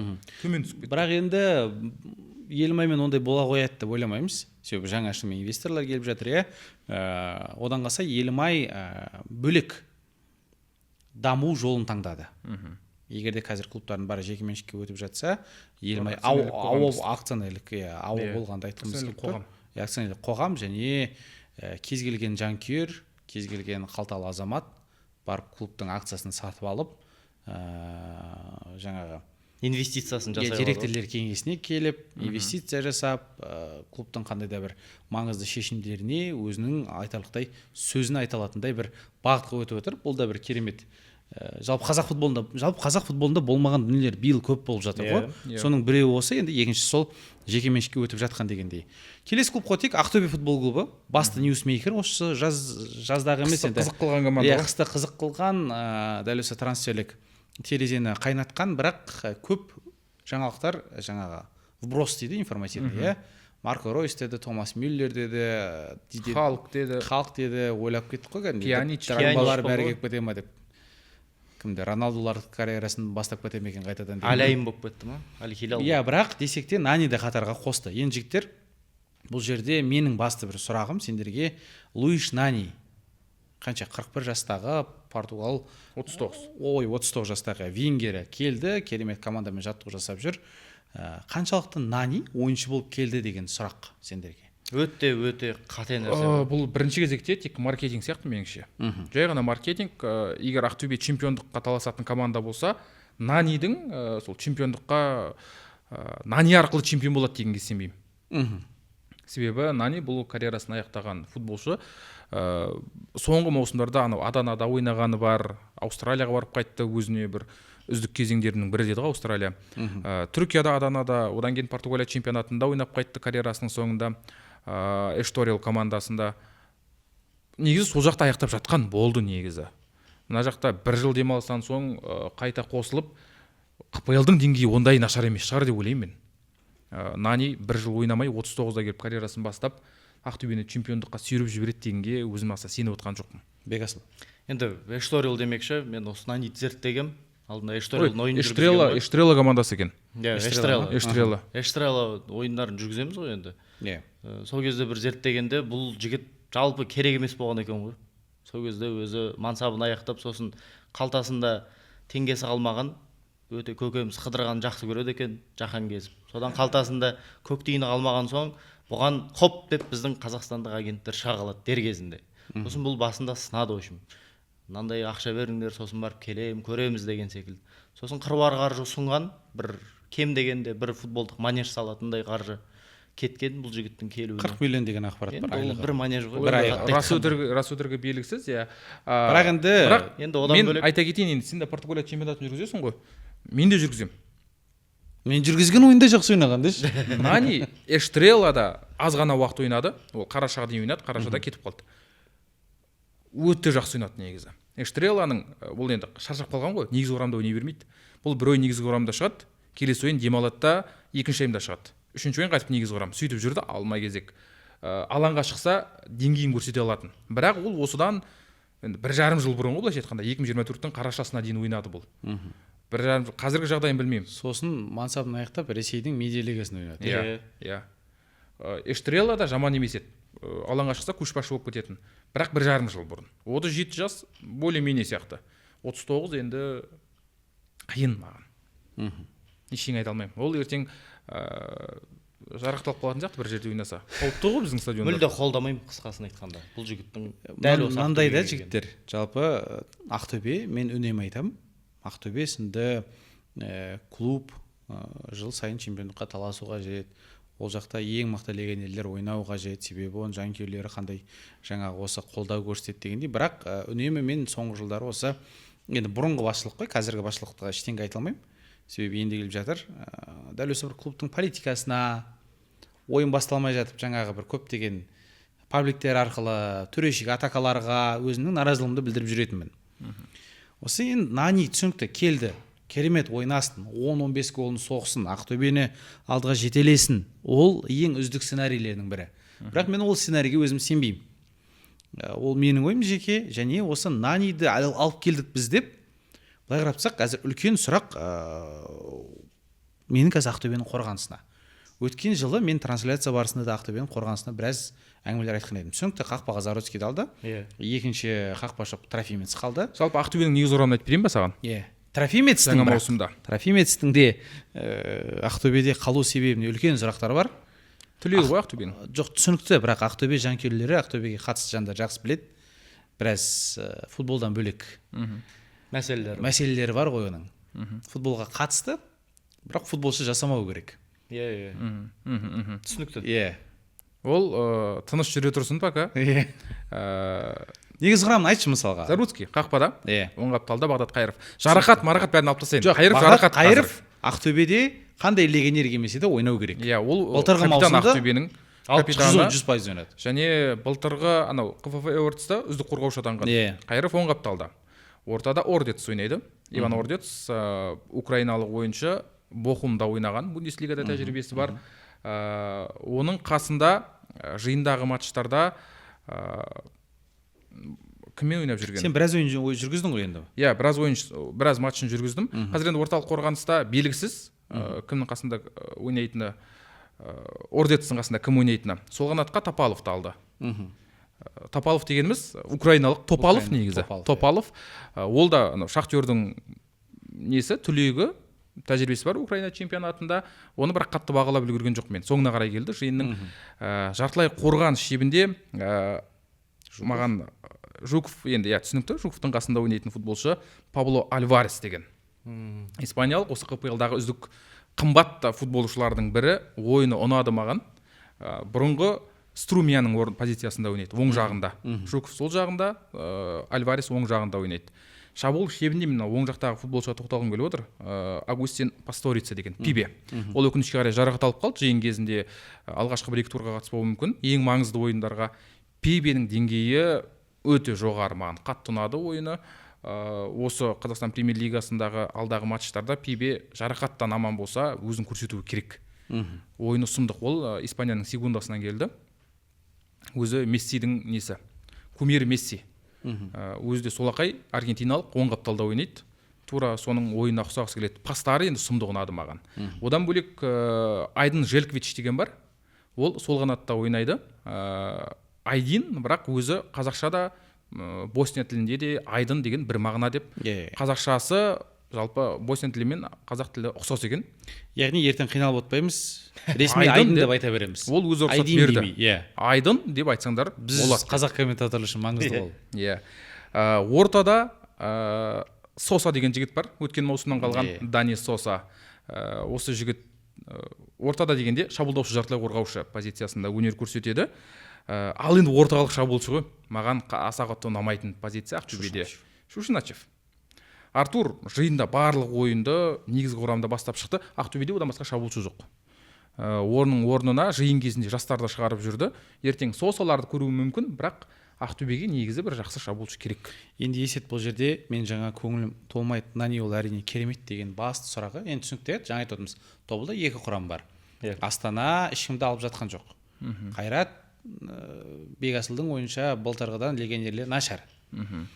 Ақтөбеге келетін болсақ, мен былтырда айтқаным, жарайды, Ордец мықты. Ол Украина ұлттық құрамасында ойнады, Бохумда ойнады. Жаңа Пибе де жақсы. Бірақ өзің айтқандай бір-ақ шабуылшы. Және қорғаушы Ордец жанына қазір кім ойнайтынын білмейміз. Бағдат Қайыровты оюы әбден ықтимал деп ойлап отырмын. Бағдат Қайыров орталық қорғаушы емес қой енді. Иә, орталық қорғаушы емес. Бағдат Қайыровты ортаға қойсаң, оң қапталда кім ойнайды? Оң қапталда Таңжарықов ойнайды. Жиында солай ойнап жүрді. Жиында енді Таңжарықов ойнап жүрді. Бірақ ол да негізі сол қапталда қорғаушы ғой. Иә. Бұл жерде басты сұрақ, ертең маусым ұзақ. Одан қалса Ақтөбе конференция лигасында ойнайды. Ойбай, Ақтөбе ойнамайды. Ақтөбе жерден маусым ұзақ, кубок бар, иә. Бір ойыншы сынады ғой. Иә. Ол 100% Ордецінде ойнап береді дегеніне мен сене алмаймын. Себебі біздің алаңдардың ерекшелігі бар, біздің логистика бар. Орталық қорғанысқа кімді алды ғой айтпақшы? Есіме енді түсіп жатыр. Темірлан Ерлановты алды Тобылдан. Бірақ Темірлан өткен жылы қателеспесем Тобылдан келді. Ерланов жоқ, орталық қапталда ойнайды ғой. Қапталда ойналады, бірақ сол жақта негізі орталық қорғаушы ғой ол. Ерланов енді қарасаң негізі 30-дан асып кеткен. Қазақстан Ақтөбенің сапында көп футболшы. Ордецте 30-дан асқан, Наниді білесіңдер 39-да, Жуковтар да 30-дан асып кеткен, Қайыров та, Заруцкий да көп 30-дан асып кеткен. Сол мәселе болуы мүмкін маусым барысында. Сол жаңағы сен айтып тұрған мәселе. Орталық қорғаныста не болады ертең? Не болады? Біреу сынады. Ордец немесе Бағдат Қайыров оң қапталда түсінікті бастады. Орталық қорғаушыны ойнады. Опорник болып ойнады. Бір күнді вингер болып жүгіріп жүрді ғой бір матчтарда. Қарайсың мысалға былтыр Легияға қарсы кейбір ойыншылар там қосалқы құрам мықтырақ болған кезде өз алаңымыздағы ойынды ұтып кететін мүмкіндік болды негізінде. Себебі Легияға қарсы Ақтөбе шынымен мықты ойнады. Бірақ менің естіген ақпараттарым бойынша басында жоспар болған орталық қорғанысқа біреуді аламыз деп, бірақ ақыры ешкімді алған жоқ. Премьер лига міне басталайын деп тұр. Белгісіз пока. Жиындағы ойындарда Ақтөбенің жас ойыншысы бар. Аян Байдәулетов деген. Ол түсінікті енді. Байдәулетов соны орталық қорғанысқа дайындап жатқан сияқты меніңше. Негізі жартылай қорғаушы ол. Тіпті шабуылға жақын ойнайды, қайратқа гол соғып жүрген ғой ол. Соны жиындағы барлық ойында қорғаныста ойнатып көрді, және әзірше енді бір КПЛ деңгейінде бағалау маған сәл қиындау. Аянды ма? Иә, орталық қорғаныс шебінде. Бұл жерде маған Ақтөбенің құрамы жалпы жаман емес. Пибелеріңде, Желковичте, Сосада ойнайтын футболшылар бәрі. Жартылай қорғаныстағы ойында Ақтөбеде мықты. Қорғаныс қана мәселе, және меніңше басты мәселе бас бапкер Ақтөбеде. Ең негізі ғой. Костов меніңше Ақтөбені чемпион қылатын маман емес. Ал Ақтөбені қазір көбі Қайратпен чемпиондыққа бәсекеге түсетін команда ретінде бағалап жатыр. Нани үшін? Нани жоқ, егер Ақтөбенің жиындағы матчтарын қараған адамдар болса, нашар ойнады Ақтөбе. Жалпы командалық нашар, бірақ жеке-жеке мықты ойыншылар. Желковичте, Пибеде мықты, Альваресте мықты, бірақ ойын жоқ. Мүлдем ойын жоқ. Мынандай да бар ғой, Қазақстанға келген бір ойыншылардың бір спецификасы бар да, ерекшелігі. Түркияда мықты ойнайды, бірақ Қазақстанға келіп жел шығып кетеді. олай енді кез келген командаға айтуға болады ғой. Біз қазіргі не көріп тұрмыз, сонымен бағалауымыз керек та. Ол желі шыға ма, шықпай ма, оны кейін маусым барысында айта жатармыз. Мен қазіргі жағдайды айтайын, Ақтөбеге бапкер ауыстыру керек. Костов өте нашар маман. Және ол жұмыс қатты жүргізіліп жатыр қазір. Иә. Феликс Магат. Бір жағынан Костовқа да жаман, себебі жиын бойы оқып отырасың да былай. Ақтөбеге мына бапкер келуі мүмкін, Вайс келуі мүмкін. Магат деді. Қазір неше украиналық бапкерлерді деп жатыр. Көп, өте көп. Адиевті да айтты, Стойловты да айтты. Сен жұмысыңа адам іздеп жатыр да орныңа. Сен қарап жатырсың. Сен жұмыс істеп жүрсің. Сен жұмыс істеп жатрсың, иә. Еще оны бәрі біле ма? Иә, ойыншылар да біле ма? Бірден кетсе. Оны директордың өзі айтты ғой Ақтөбеде. Жаңа бапкер іздеп жатырмыз деген. Қалай жұмыс істеп жүр? Қысыммен, мынандай қысыммен оңай емес. Сол жағынан әрине Костовқа оңай емес, бірақ Костов Ақтөбені чемпион қылатын бапкер емес. Сұрақ. Ақтөбе алғашқы 3 турда Түркістанда енді уақытша өз алаңында Тобылмен, Қонақта Қайратпен және қайтадан Түркістанда Елімаймен ойнайды. Бұл ұлттық құрамалар ойындарына шейінгі үзіліске шейін 3 тур өтеді бізде. 3 турда Костов 7 ұпай алса, қала ма? 7 ұпай алса қалады. Бірақ Ақтөбе 7 ұпай алады дегенге сенбеймін мен. Енді нағыз сыни ойын ғой, жаңағы үштіктің өзі. Жаңа талқылап отырмыз, 4-тікке іліне ме, 3-тікке іліне ме деп. Енді Ақтөбе осы ойындарда өзін сенімді көрсетіп, білмеймін, енді ойын тұрғысында бағалау керек секілді қазір Ақтөбенің дәл қазіргі бабын. Қаншалықты қорғаныс, жаңағы біз айтқан мәселелер толыққанды жабылады, қаншалықты шабуыл мәселесі толыққанды жабылады. Егер осының барлығын Костов реттей алса, ол бапкер. Бұның барлығын реттей алмаса, ол бапкер емес, бітті. Соның нәтижесінде жеңісте жеңілісте. Сен әңгімені естисің ғой, бапкер кетуі мүмкін дегенше. Қаншалықты бапкер үшін таласады. Бағынат деген секілді ма? Бағынат, қанша ол үшін таласады, қанша ол үшін ойнайды деген. Ақтөбеде құрам біраз өзгеріп кетті. Костов үшін бір жаным беретін ешкім жоқ ол жақта. Жаңа келген футболшыларға оларға бәрібір. Наниге мысалы бәрібір. Иә дейсің. Кім бапкер? Костов бола ма, басқа бола ма? Нани өзі айтады мен бүгін ойнаймын деп. Иә, Костовқа олай айтуы мүмкін. Мен бүгін 65 минут ойнаймын деп. 65 деп айту екі талай. Жар сатқа шығар мені. Ойнайды жарайды бір идеальный ойындарда. Және Ақтөбе командасы Астанада неғып жатыр? База. Орналасқан жалпы. Сол жақта Астана арена өткенде бір сапардан қайтып келе жатқаннан кейін Рабиомен бірге қайттым. Мариомен екеуміз бір қатарда отырып қалдық самолетта. Сол жөнінде әңгімелесіп алдық. Жалпы денсаулығым бәрі дұрыс және Астанада ойнап ойындарын Түркістанға барып келіп жүреміз. Мен сол футболшы кетеді деп ойлағам негізі Рабио. Ақыры кеткен жоқ. Кеткен жоқ, иә. Бірақ енді былтыр маусымның соңына қарай бір жоқ, ол толыққанда екінші құрам футболшысы ғой. Ойнағандай болды ғой, бірақ әйтеуір серия С-да ойнаған деген аты бар ғой. Түсінікті жігіттер, Ақтөбе енді сұрақ сендерге. Биыл Ақтөбеде Еврокубок жоқ. Жыл сайын біз Ақтөбенің Еврокубокте көріп, қолдап, барып, дәл осы жанкүйерлердің керемет атмосферасы бар екенін Европаға паш ететін едік. Бұл жерде бірден айта кетейік, жалпы мынау жанкүйерлердің жақсылығы, мысалы біз жанкүйерлерді білеміз, қазір көбісі андай қылып түсінбей қалуы мүмкін да. Біз кейде клубтың кейбір заттарын айтып жатсақ, жанкүйерлерді де жамандап жатыр деп ойлап қалады. Екеуі екі бөлек ұғым мен үшін. Себебі мен Ақтөбеге үнемі барған сайын үнемі жыл қарсылады. Еврокубокке барғанда. Мен мысалы Ақтөбелік. Иә, есет Ақтөбелік. Еврокубокке барғанда ұнатамын мен Ақтөбеге. Өте ерекше атмосфера, әдемі баннерлер болады дегендей. Негізі деймін да, осы орайда қосып өтейінші, жарнама деген осы емес пе клуб үшін? Неге ол Луиш Нани клубтың жарнамасы деген жалпы ат қойылды екен деген сұрақ мен күнде мазалайды да. Жоқ, клубтың жарнамасы деген академияның түлегінің ойыншысы мысалы Сәтбаев. Ол жанкүйер, бітті ғой екі ақ нәрсе. Қазақстан тарихында Нанисында ойыншы болған жоқ қой. Жоқ, Томас Мюллер келсе, Криштиану Роналду келсе. Жоқ, бұл жерде Нани бәрібір ол маркетинг. Қалай алғанда да. Қай жағынан сонда? Ақтөбе деген клубты естірту ғой былайша айтқанда. Бейтақ біледі ғой, Европада естіді біраз. Нанидан кейін Португалия, мына ТМД елдері, еуропалық басқа командалар біразы жазды Ақтөбе туралы. Және Нанидің артынан келген қауесеттер де соны біраз жоғарылатып жіберді. Ройс келеді, Томас Мюллер келеді, анау келеді, мынау келеді. Ақтөбе туралы ақпарат өте көп. Бұл клубқа негізі оның үстіне жеке клуб болғаннан кейін бұл мемлекеттің ақшасынан төленбейтін Наниге жалақы. Сондықтан кімді алып келеді, қалай алып келеді, қаншаға алып келеді, бұл өздерінің жұмысы. Бірақ пиарға 40 миллион қымбат емес па? Маған қымбаттау деп ойлаймын. Көмектесе алмайтын сияқты меніңше чемпиондыққа. Бірақ егер олар солай маркетингті солай жол таңдаса, сондай жолды, сол мен ең бастысы мынау Нани Қазақстан премьер-лигасында ойнайды, бұл да жоқ күшті ғой. Нанидің тарапынан бір келісімшартқа мынандай бір пункт қосылса екен деймін да, кез келген сәтте мен кете саламын дейтін ше. Себебі шынымен жігіттер енді ол білмеймін, Ақтөбені егерде Нани бір 15-20 гол соғып чемпион қылатын болса, мен өзім шок боламын. 15-20 голға мен де аса сене қоймаймын. Мен де сенбеймін. Бірақ бір орта деңгейде, өзінің орта деңгейінде. Жоқ, өзінің орта деңгейінде де ойнап берсе жақсы. Себебі өзінің деңгейінің ортасы ол біздің премьер-лига үшін ол жерде былай ғой, Нанидің көзқарасы мысалға Қайратқа келген Аршавин сияқты бола ма?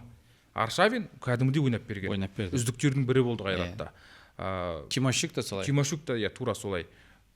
Нани егер сондай оймен келетін болса, онда өте тамаша көрсеткіш. Көрейік. Жігіттер көрейік. Просто маусым басталмай жатып, әзірше енді айтқанымыз да дұрыс емес шығар. Все, Нани керек емес деп ойнап көрсін, мүмкін пайдасын тигізіп қалар. Тигізсе тіпті керемет. Себебі шынымен де Ақтөбе Еврокубокқа оралады деп ойлайсыңдар ма енді? Осы маусым қорытындысы бойынша ма? Иә. Оралу керек, бапкер ауыстыратын болса. Ал бапкер ауыстырмайтын болса? Костовпен қиындау. Костов, мысалы, былтыр қолда тұрған Еврокубок жолдамасынан айырылып қалды. Елімайға беріп қойды. Сондықтан меніңше негізі жаңа бір бапкер іздей беру керек. Былтыр Тобылдың жағдайы мен айта кетейінші. Былтыр Тобыл Еврокубокта ойнаған жоқ. Оның алдында олар соңғы турда беріп қойған Ордабасыға, 4-ші орында. Сол кәдімгідей көмектесті. Кубокта финалға дейін барды, чемпион болды. Және чемпионатта үздік-үштікке кіріп алды. Себебі бәсекелестердің бәрі Еврокубокта ойнап жатты жазда. Ақтөбеге міне сол мүмкіндік, басты мүмкіндік. Енді ақтөбеліктерге тек сол өңірдің тұрғындарының ғана емес, күллі қазақ әлемінің жауапкершілігі артылып отыр ғой қазір. Енді таза жарнама деп жатырмыз, тағысының тағысы. Енді сенімді ақтау үшін әрине бапкер іздеу жұмыстары білмеймін. Қазірдің өзінде шешіліп жатқан шығар, біз білмейтін істер. Енді жақсы жағына сенеміз. Ақтөбе өзін чемпиондық деңгейде көрсетсе деген тілектеміз. Чемпиондыққа таласу керек. Бапкер ауыстырса, тізімде бірнеше бапкер бар ғой, соның бірі келетін болса, меніңше Ақтөбе чемпиондыққа таласа алатын команда болады. Енді сұрақ Талғат Маруалы егерде Ақтөбе футбол клубының бапкері болса. Жалпы сендер сондайға қалай қарайсыңдар? Мен жақсы қараймын. Бапкері бір клубтың ұлттық құраманың болып жүріп па? Болып жүріп. Сол, екі жұмысты қатар алу керек емес. Мен қолдамаймын. Жастар командасы. Жастар. Жоқ, ұлтаудың онсыз да несі ғой. Директор ма? Қазірдің өзінде қолдамаймын. Жоқ, мен екі қолдамаймын бұндай нәрсе. Байсуфиновты ұлттық құрамада қалдыра берген дұрыс қой. Чебурин келсе, жастар құрамасының, енді Қазақстан ұлттық құрамасының аға бапкері. Чебуриннің сол КПЛ-да өмір жолы болмайды. Соңғы рет келгенде Шахтер жаттықтырды ғой. Сөйтіп маусымның ортасына жетпей кетіп қалды, ақыры өзімнің немеге дейін деді ғой, ана жаққа Балтық еліне. Сөйтіп сол жақта айырып қайтты. Ақтөбеде білмеймін енді Чебурин қалай жұмыс істейтінін. Түсінікті жігіттер. Келесі клуб қойдық. 6-шы орын алған былтыр Жеңіс футбол клубы. Әли Әлиев мырза бұл жаққа бапкер болып келді. Және Жеңіс те бір трансферлік бум жасады десек болатын шығар. Қаншама жылдан бері әйтеуір ойбай, міне келеді екен, әні келеді екен, міне бұл паспорт алып жатыр екен, соңға кіріп шығыпты. Аэропортта тұр екен деген. Аэропортта тұр екен. В общем, үй алып жатыр екен. Не тағы денесіне татуировка салдырып жатыр екен деп ақыр Меркельді алып келді Қазақстанға.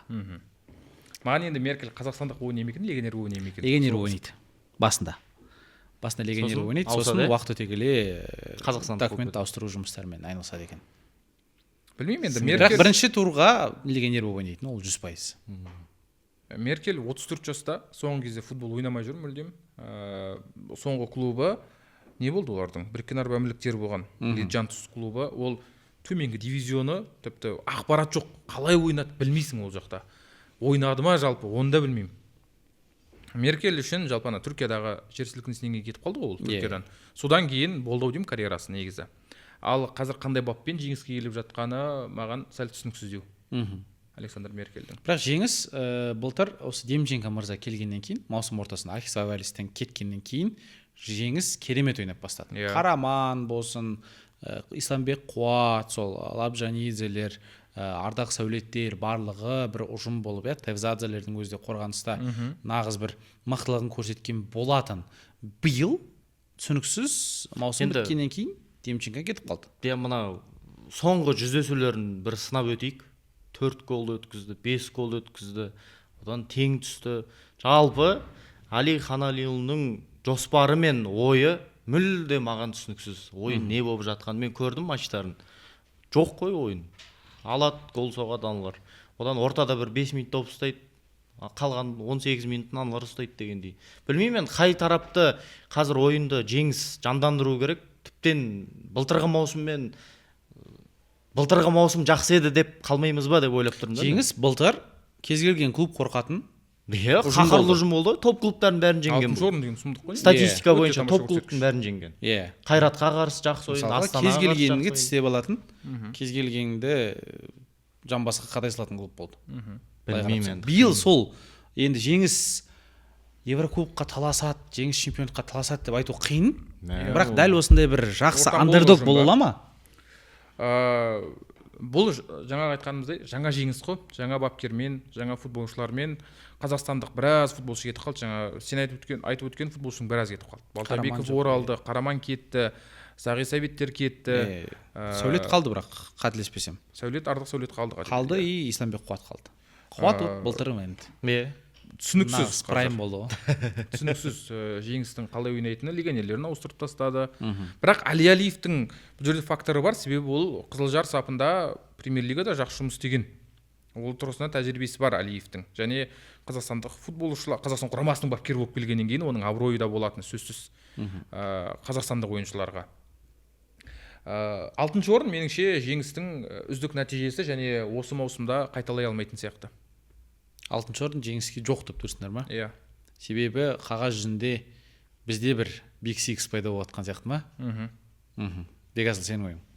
Иә, жаңа айтып өткен пікіріме қайта оралайын. Жеңістің қазіргі ойыны түсініксіз. Алдағы ойындары да қандай болатыны түсініксіз. Енді жеңіс былай айтқанда керек ойыншыларынан айырылып тұр ғой бұл жерде. Нағыз ойынды жандандыратын жігіттер ғой бұлар. Міне, аталған легионер ойыншылар. Керек еді ғой, Қараман дегендер. Қарайық көрейге, бірақ енді былтыр шынымды айтайын, мен жеңістің ойынын мен тәнті болдым, риза болдым. Жүргізген кезде, жүргізбей-ақ былай көрген кезде ғашық болып таласатын ғой. Осы команда не істеп жатыр екен деп қарайтынмын. Екінші бөлігінде деп айтайық, маусымның бірінші бөлігінде қатты. Мұнда да ана жаңа легионерлерін танымаймыз ғой, сол үшін маусымның бір алғашқы 3 турын, 4 турын көру керек, сосын бір бағалауға болады. Келесі бір клубқа өтейік. Былтыр 7-ші орын алған оңтүстік өңірден, Шырайлы Шымкент қаласынан Ордабасы футбол клубы. Жалпы Ордабасы футбол клубы осы маусым басталғанға бір қанша? Бір ай бұрын дей салайық ше? Бір түсініксіз болды. Не істеп жатыр? Кімдер келіп жатыр, кімдер кетіп жатыр? Ойыншылар ала ма жалпы? Немесе клуб қайтадан былтырғыдай сол 7-ші орын бола ма? Еврокубок ештеңеге ілінбей ма? Ортанқол бұрынғы Байситовтың кезіндегі сол әйтеуір премьер-лигада қалу мақсатын сол 6-7-ші орында жүретін Ордабасы бола ма деген менде жеке қауіптері болған еді. Бірақ осы соңғы бір айдың ішінде жаңа инвесторлар келді, клубта жаңа президент, жаңа спонсорлар, көптеген жаңа футболға қатысы бар жандар келіп жатыр. Ашығын айтайық, қатысы жоқ жандар да келіп жатыр. Бұл жерде мынау маркетингке жауап беретін, бірақ енді маркетингке жауап береді ғой деп та жауап салуға болады. Бұл жерде енді сол жаңа. Бірақ расми маркетингке жауап береді сияқты олар. Әлібековтер, иә. Әлібеков. Ол жағынан келетін болсақ, маркетингке жауап береді. Біздің Сейіл бауырымыз да клубтың баспасөз қызметіне кетті. Мәулен Ермаш ағамыз былтырдан бар еді ғой, енді ол түсінікті. Ордабасы қазір қатты осы маусым алдында трансфер жүргізіп жатыр. Жаңа айтқандай Алекс Аманович бүгін ақпарат шықты, құрамға қосады екен. Мынау камерундық бір қорғаушыны алып отыр, Марселин Килама. Иә. Және тағы да бір жартылай қорғаушы Димитр Митков келді, орталық шабуылшы ол. Иә, болгариялық. Иә. Жаңа ақша келді ғой, инвестор келді Ордабасыға. Және КПЛ-да трансфердің бітуіне бір ай уақыт беріледі, сәуірде бір жабылады. Сол сәуірге дейін Ордабасы құрамын қалай күшейте алады деген сұрақ. Әйтпесе 3 ойыншы маусым алдында, бұл өте аз. Жаңа 3 ойыншы алды. Жаттығу жиындары да бір керемет болды деп айта алмаймыз. Анау Лука Имнадзелер кетіп қалды, Чинаджа, Паулиньо кетті. Жаңа бас паперді қалды. Мартин мен мысалы 7-ші орын алды Ордабасы өткен маусымда. Соңғы 10 жылда бірінші рет топ 5 команданың қатарына кіре алмай қалды. Сондықтан меніңше Мартинді 7-ші алып қалу қате шешім емес пе деген. Иә, сұрақ бар. осы сұрағымен мен келісемін, себебі Мартин енді басқа басшылықтың бапкері болды. Түсінікті, иә, Асқат Сейсенбектің алып келген Мартинді. Ескі саясатташы. Ескі ордабасы. Иә, былтыр ордабасы қалағандай жетістікке қол жеткізген жоқ. Биыл ауыстырып жіберейін десек уақыт аз да. Және Мартин мына көп ойыншыларды білетін сияқты. Сол үшін қалдырып отқандай. Бірақ Мартинлар сәл кешірек келген сияқты. Мартиннің де төбесінен бүйтіп бір жібі бар, әдемі. Жақсылабанда ниеттен қайралып тұрған бір балта тұрған сияқты кез келген сәтте. Кез келген жеңілістен кейін. Кез келген жеңіліс емес енді бір. Мысалға алғаш тұр Ертіске қарсы өз алаңында, қонақта Жеңіске қарсы және Қайсарға қарсы. Негізі күнтізбе жақсы. Осы турда үш турда 3 ұпай жинасаң, мен брат рахмет деп бит басынан сүйіп деп жібере салатын. Сүйгеден қайлысы. Бірақ енді меніңше мынау наурыз айына дейін Ордабасы трансферде белсенді болмаған команда ғой. Наурыздан сәуірге дейін ең белсенді команда осы Ордабасы болатын сияқты. Иә. Құрамды басқа себебі құрамды күшейтіп алды. Иә, бәрі. Легионерлердің лимитін толтырып алды көбісі. Иә, бәсекелестерден енді ең мықтысы бәрі күшейтіп алды. Бәсекелестер Ордабасы ғана қалып тұр. Сондықтан сәуірге дейін біраз ауыс түйіс болып қалатын сияқты Ордабасыда. Сол кезде ғана баға беруге болатын шығар. Қазіргі құраммен Ордабасы сол 6-7-де ғана жүрейін деп тұр негізі. Бекас сен. Енді мен бүгін өкілдермен сөйлестім, Ордабасының ресми. Олар айтады, Ордабасы дейді, бұл қорғаныс, орта шеп жағын күшейтпейді мүлде. Осы бары қалады. Күшейтетіні қаптал. Оң қаптал негізінде іздейді ойыншыны. Оң қаптал қорғаушы ма? Шабуылшы. Вингер. Вингер іздейді оң қапталда. Бірақ егер табылмай жатса, онда сол қапталда ойнай беретін жалпы әмбебап ойыншыны жазамыз деген. Сол қапталда оларда Ильхан Астанов бар. Былтыр келген ана ортада Капацина Наумецтер бар, иә. Сосын тағы Вакулко ма? Вакулко бар, орталық жартылай қорғаушы. Украинстардан кім? Панков әкеп жүрді ғой біраз ойыншыларды, агент. Және менде тағы бір ақпарат бар. Білмеймін енді оны. Көбісі ренжіп қалатын шығар, мүмкін. Ордабасының жалпы атау өзгереді дегенде. Келесі жылы. Бір ақпарат бар. Мүмкін деген ба? Жалпы осы жердегі 8 әріптің 4 әріпі жоқ болып кетеді деген. Түсіндім бе. Қарап отырсың. Ана Абас деген бар. Даба деген шығуы мүмкін. Енді оны ары қарай өздеріңіз көріп аласыздар. Футзал бар ғой. Футзал клуб Ордабасы болды ғой. Соны Шымкентке өзгерді. Жоқ, олай емес. Бірақ Ордабасы деген күшті ғой. Бренд қой кәдімгідей. Қазақ футболы үшін Ордабасы бренд. Осы атауы меніңше қалай берген дұрыс. Бренд және Челсиден білеміз. Мақұл. Ортаға арыстанды қойып қойса Челси шығады ғой. Доптарымен, қызылдарымен барлығы. Келіп тұр ғой. Шрифті да футбол клуб деген. Кім кімнің фанат екенін өздеріңіз көріп отырсыздар ағайын. Жоқ, Ордабасы енді Ливерпульда жазса болады деп келтіре берсең. Ливерпульге келмейді енді мынау. Андай болады ғой анау. Қарағып еще. Кеспеу керек, бірақ қарағып қойып қою керек өз жерін. Челси дейін. Түсінікті, таласу керек негізі Ордабасы шынымен де. Биыл осы туралы. Құрам күшейсе. Құрам күшейсе не ойлайсыңдар енді? Дәл қазіргі сәтте. Дәл қазіргі құраммен 6-7 орын. Ордабасы да мысалы Қазақстанда топ 6 қалыптасып келе жатыр ғой, АПЛ-дағыдай. КПЛ-дағы ең Тоттенхем болайын деп тұрған сияқты. Яғни сенің ойыңша Ақтөбеден құрамы нашар. Ақтөбеден әлдеқайда нашар құрамы. Күшейту керек, бірақ егер сәуірге дейін уақыт бар, күшейсе, онда Ордабасы бәсекелес бола алады.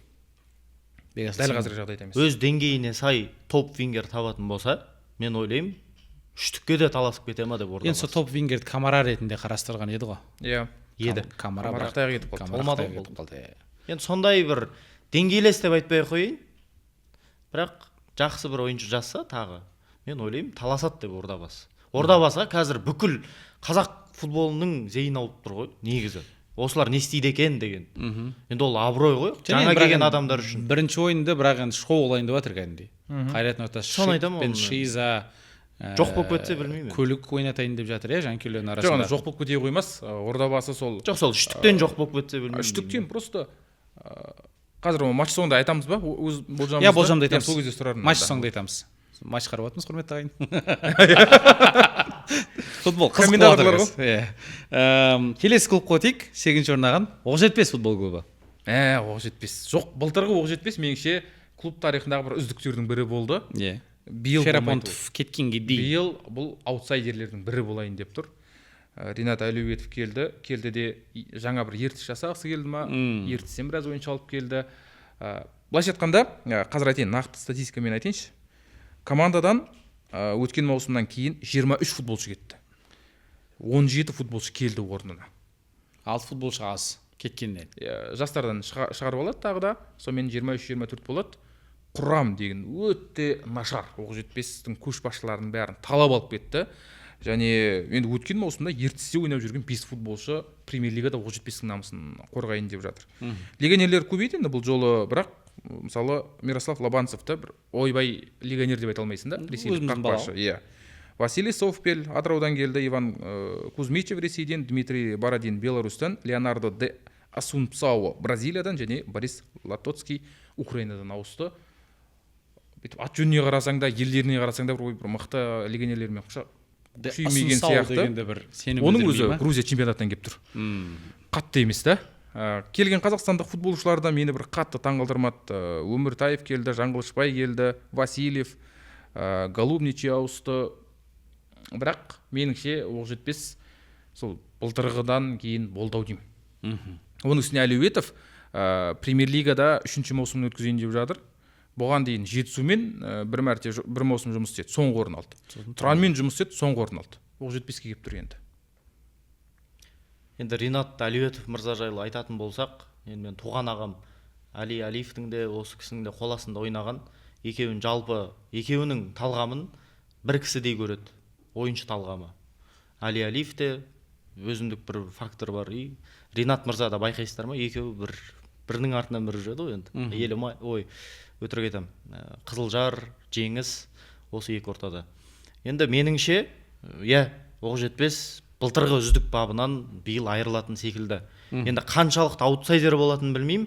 Себебі оған да қазір енді соңында айта жатырмыз, кандидаттар бар. Бірақ сол соңғы төрттікте болады ғой. Мөлшер. Көтет дегенге қалай қарайсыңдар? Әбден мүмкін. Білмеймін, нақты айта алмаймын. Өзімдік кандидатурам бар қазір ұсынатын. Ұшып кетуге ма? Мен өзімнің тізімде 4 команда бар, соның бірі осы Оқжетпес. Менде де сол 4-ке кіреді. Соңғы ма? Түсінікті. Келесі, Қызылжар. Қызылжарға да, Қызылжар жалпы жекеменшікке өткен ұжымдардың ішіндегі бірден бірінші болып өтті. Ең бірінші болып қателеспесек енді. Қатты бір не болған жоқ. Мысалы Қайсар келді, Мозесті алды, Ақтөбе Наниді алып жатыр. Қызылжар бір андай жекеге өткені қасы білінбей қалды. Қызылжардың. Бірақ орташа Чурчичті алып қалды бас бапкер ретінде. Құрамда да бір қатты әлсіреп қалды, немесе қатты күшейіп кетті деп айта алмаймын. Жаңа 19 футболшы келген ғой. Қарап тұрсаң енді 19 дегенің аз емес. Көп легионер танымаймын, танса жатармыз осы маусым барысында. Баяғыда менің осы жалпы бұрыннан бері мен жыным шығатын қазақ футболында бүйтіп жыл сайын ауысып жүретін құрамдар. Өзгеріп қазір енді шүкір болдық қой әйтеуір. Қазір анау жоқ, қазір жаңағы биктері бар ғой, солар да сақталып қалады. Солар бір құрамдар қаңқасы қалады да, бірақ бір грузин бапкері болды Жеңісте. Білесің сен? Омар Тетрадзе? Жоқ, ол Жетісуда болды. Жеңісте бір бапкер болды. Сол келді дағыны ойыннан кейін баспасөз мәслихатында Хан Тәңірінде ойнады. Біреумен бірінші тур ғой.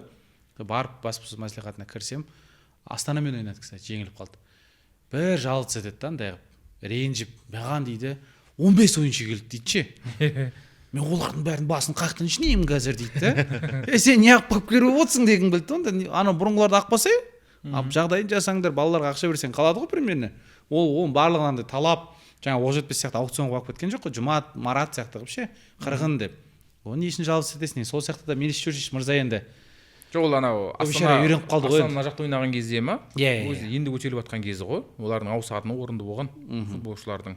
Қызылжар бірақ өткен маусымда 9-шы орын алды. Бір жаңа деңгейі бар ғой өзінің.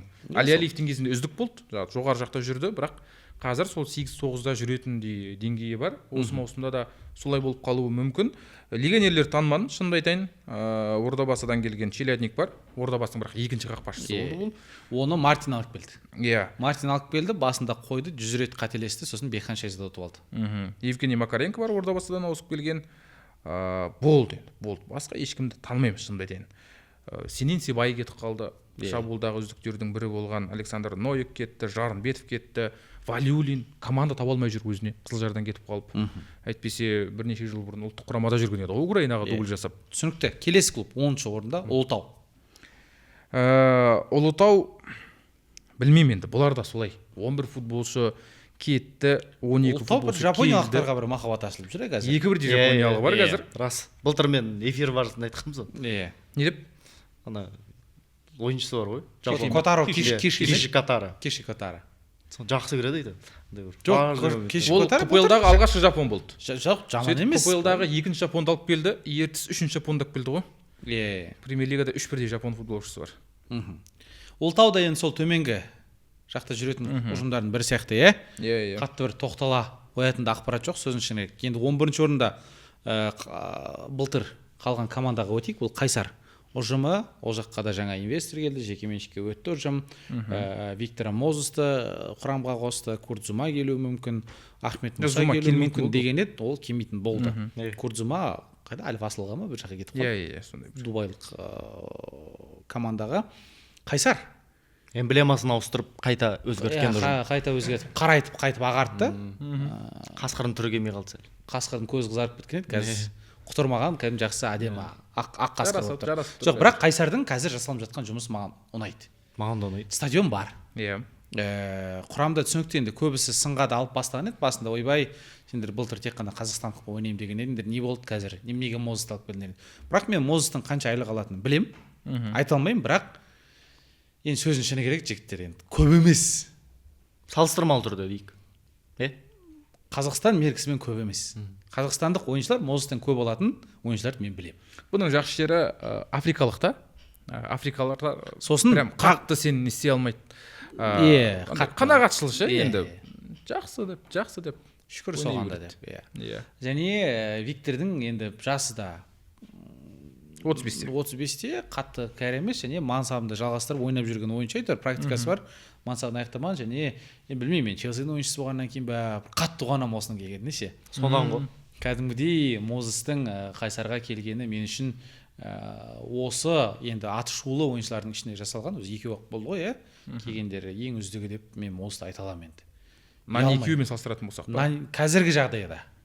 Әрине. Жоқ, дәл қазіргі бабымен Мозес мықты Нанидан. Мозес біріншіден 35-те жас. Екіншіден сәл Наниге қарағанда аса қатты тойынбаған сияқты. Нани ол кәдімгідей Португалия футболының аңызы болып келіп тұр ғой. Иә. Роналдудың досы. Мозес болса, Спартакта ойнады, сәл төменге түсіп келіп кетті. Және ол Наниге қарағанда азырақ футболшы жүрді. Ол былтыр жаздан бері ойнап жатқан жоқ. Нани болса бір жылдан асып кетті. Сондықтан Виктор Мозес әрине оның үстіне жиындағы әдемі гол бар ғой бұлардың.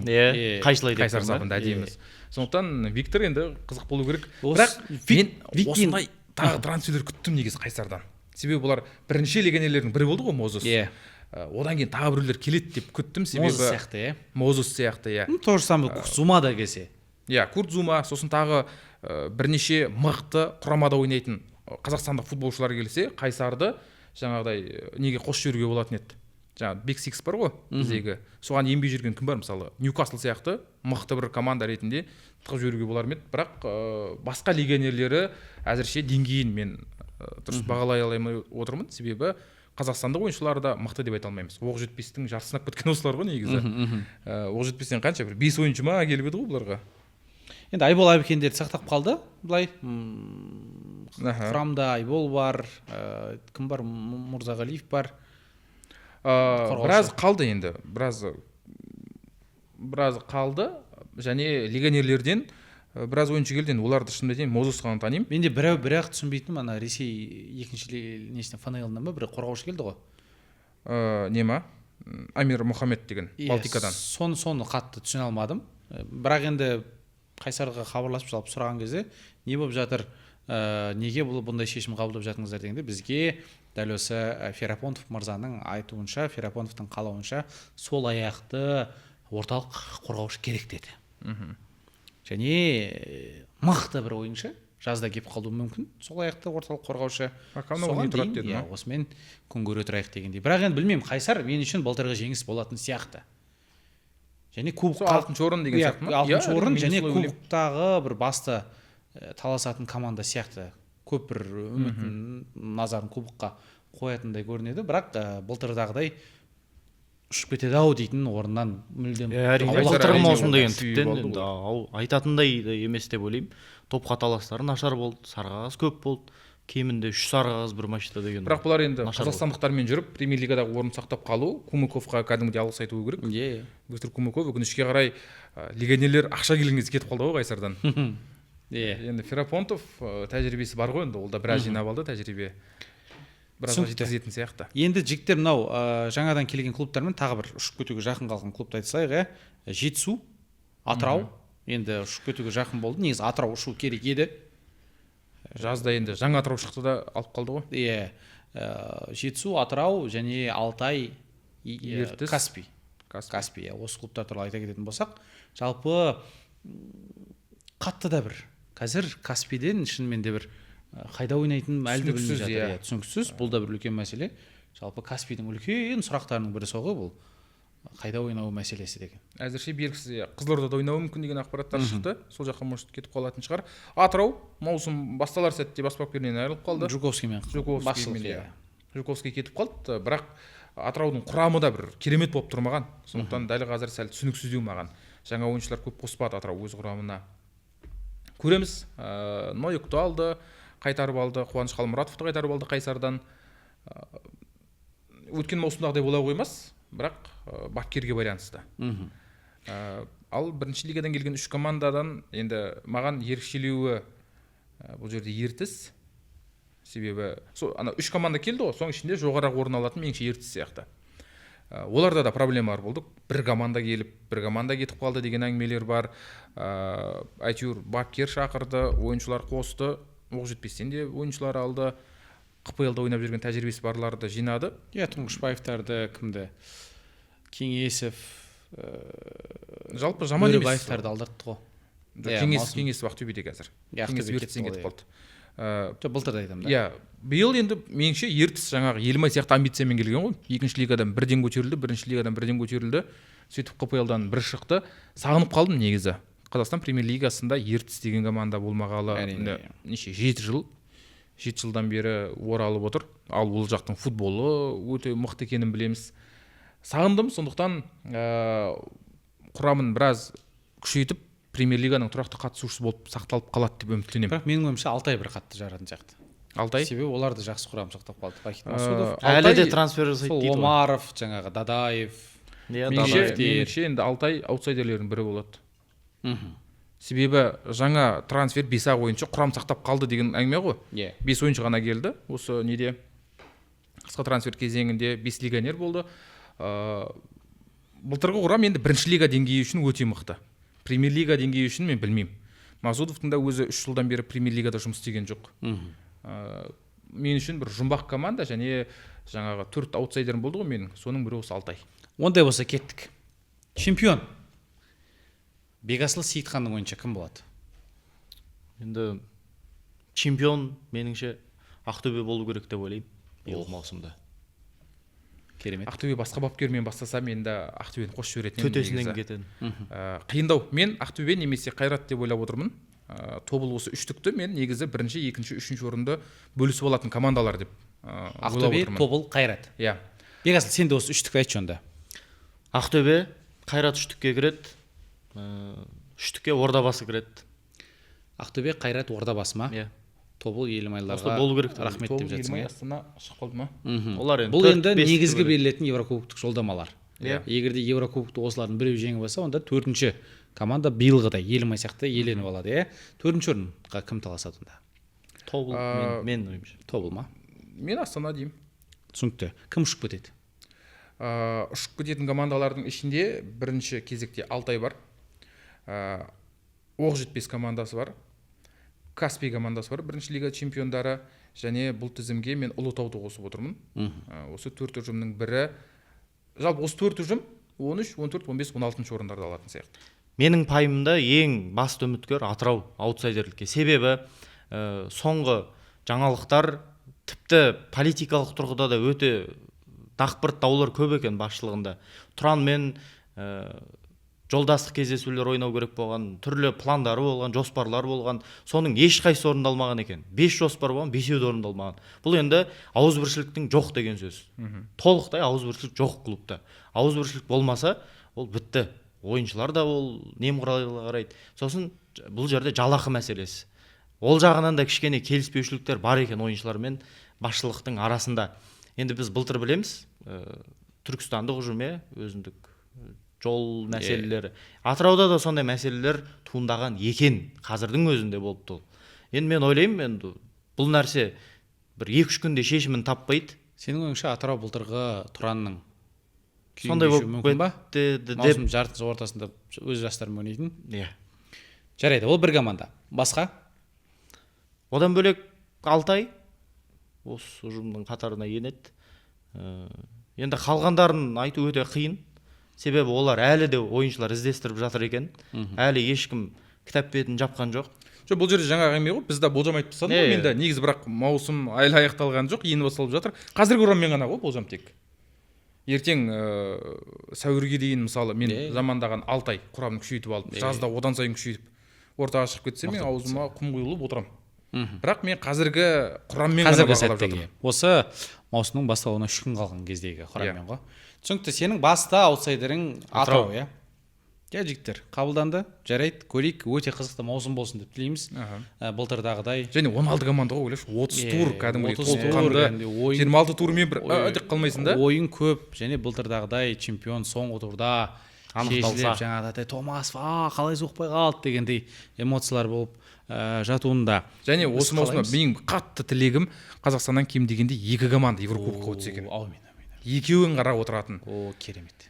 Бар тілегім. Біреуінің енді жолы шүкірлеу оңайлау болайын деп тұр, біреуінің енді басынан бастап соңына шейін жүріп өту керек болып тұр, иә. Оның үстіне құрам сәл нашарлау. Мен тілегім биылғы маусымда бір жарқын кемінде 4 жұлдыз шықса екен деп тұрмын, бір академия.